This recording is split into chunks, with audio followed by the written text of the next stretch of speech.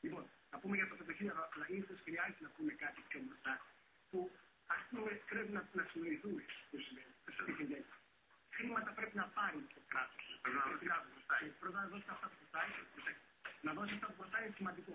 Ξέρετε πάρα πολύ καλά ότι ήδη μέχρι τέλος του χρόνου δόθηκε το 1 δισεκατομμύριο, μέχρι τέλος του Μαρτίου άλλα 2,5, 3,5 και μέχρι τέλος του χρόνου άλλα 5,5.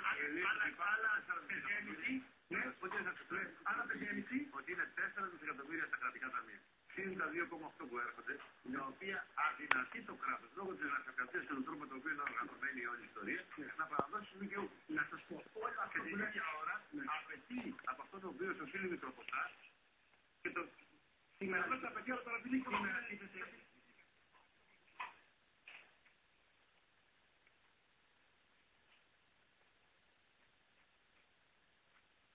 Ιον.